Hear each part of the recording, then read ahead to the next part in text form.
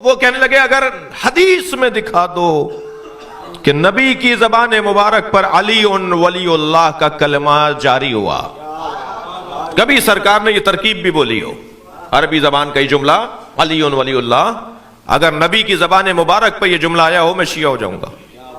تو ہمارے ایک عالم دین نے جناب عبداللہ جروار صاحب نے، ابھی زندہ ہیں، بزرگ ہیں، انہوں نے روڑی میں مناظرہ قبول کیا، روڑی میں مناظرہ ہوا، اور اہل سنت کی کتاب ہے، بچے نام نوٹ کریں، فرائض السمتین، علامہ الجوینی کی کتاب، سینکڑوں سال پرانے سنی محدث، سنی عالم دین، ہمارے عزیز، ہمارے بھائیوں کے عالم دین۔ سنی ہمارے بھائی نہیں ہیں، سنی ہماری جان ہے۔ آیت اللہ سیستانی فرماتے ہیں سنیوں کو بھائی نہیں بولو، سنیوں کو اپنی جان بولو۔ صلوات پڑھ لیں ذرا محمد و آل محمد پر۔ اللہ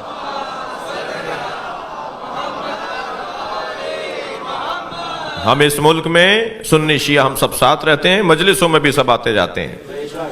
اس وقت بھی مجھے معلوم ہے کہ ایک تعداد اہل سنت کی مجلس میں آئی ہوئی ہے، اور ہم یہ شیعوں کی ملکیت تو نہیں ہے کہ شیعہ کے علاوہ کوئی اور نہیں آئے گا۔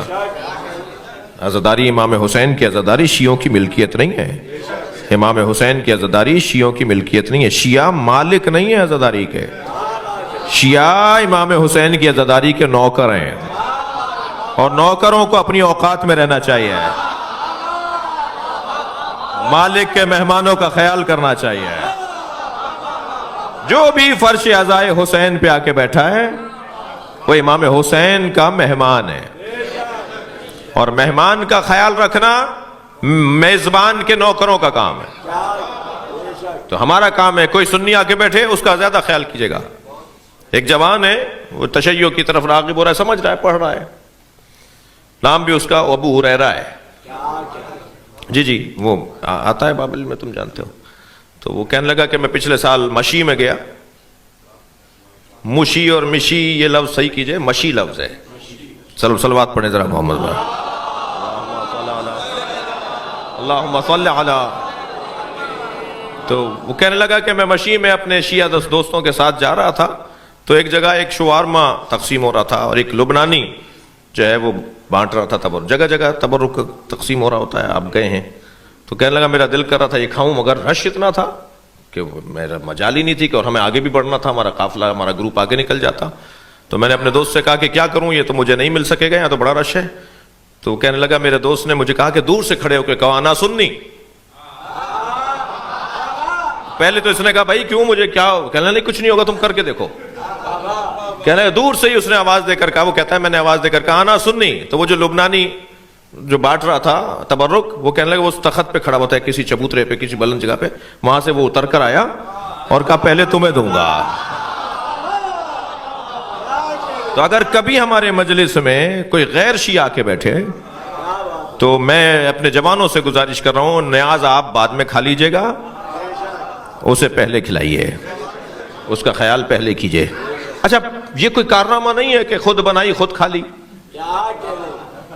کارنامہ تو یہ ہے کہ آپ انہیں کھلائیں جو نہیں کھاتے، پڑوس میں بھی بھیجیے۔ امام بارگاہ کی 4-6 گلیاں جتنی بھی ہیں نا، سارے امام بارگاہ کے پڑوسی ہیں، تو نیاز بھیجیے، اگر لوٹا دیں تو ناراض نہ ہوں، دوبارہ بھیجیے گا، دوبارہ بھی لوٹا دیں تو ناراض نہ ہوں، اس لیے کہ یہ آپ کا اور اس کا مسئلہ نہیں ہے، اس کا اور حسین کا مسئلہ ہے۔ مولا خوب جانتے ہیں کہ کیسے اپنے چاہنے والوں میں اضافہ کرنا ہے۔ مجھے تو نہیں لگتا کہ تیسری دفعہ سے زیادہ مسئلہ بنے گا، اب تیسری دفعہ ان کے یہاں سے نیاز آئے گی، ہم بھی نیاز کرتے ہیں۔ اتنی سی ٹیبلٹ میرے سر کا درد دور کر دیتی ہے، حسین کی نیاز اثر نہیں کرے گی؟ حسین کا شربت اور شبیل اثر نہیں کرے گا؟ ان ساری چیزوں کے اثرات ہیں، جو حلق سے اترتا ہے نا، پانی ہو یا شربت ہو یا لقمہ ہو، اس کے اثرات ہیں، اس کے اپنے اثرات ہیں۔ ویسے اللہ کا کام بڑا نرالا ہے، جو لوگ نیاز نظر کو نہیں مانتے، جو سبیلوں کو نہیں مانتے، جو کالے کپڑوں کو نہیں مانتے، جو قبروں پہ جانے کو نہیں مانتے، اللہ نے سب سے منوا لیا ہے۔ جو مزارات پہ جانے کو بدعت کہتے ہیں، وہ خانہ کعبہ کے ساتھ حتیم کا طواف بھی کرتے ہیں۔ وہ ناٹی سی دیوار، چھوٹی سی دیوار جہاں پر نالا گرتا ہے، حتیم، اس کا طواف بھی واجب ہے۔ کوئی شارٹ کٹ مار کے کعبے کا طواف کر لے اور اسے چھوڑ دے اس کا عمرہ باطل ہے، اس کا حج باطل ہے. اس چھوٹی دیوار کا طواف بھی کرنا ہے، وہ کعبہ تو نہیں ہے، وہ حضرت ہاجرہ اور حضرت اسماعیل کی قبر ہے. تم نہیں مانو، میں طواف کرواؤں گا. جو سبیلوں کو نہیں مانتے وہ زمزم لا کے بانٹتے ضرور ہیں. یہ نہ مانے میں منواؤں گا. جی توجہ کر لیا آپ نے؟ تو مجھے اور آپ کو بڑے پیار سے محبت سے یہ چھوٹی چھوٹی باتیں ہیں، لیکن ان کی طرف توجہ کی ضرورت ہے.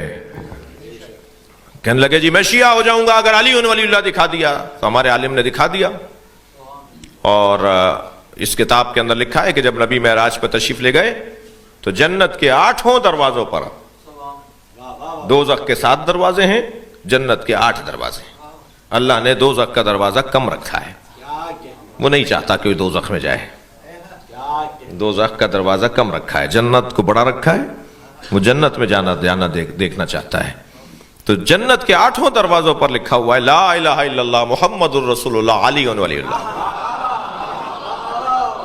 یہی کلمہ جو آپ پڑھتے ہیں نا. ایک سنی بھائی مجھ سے کہنے لگے، میری جان میری عزیز مجھ سے کہنے لگے کہ آپ نے کلمہ بڑھا دیا. میں نے کہا نہیں، ہم نے کلمہ بڑھایا نہیں، آپ نے گھٹا دیا. ایک کتاب تو نہیں ہے جس میں علی ولی اللہ تک کلمہ نبی نے پڑھا ہے. نبی نے پڑھ کر بتایا ہے، نبی نے بتایا ہے کہ یہ الفاظ ایسے بولو. توجہ کر رہے ہیں آپ؟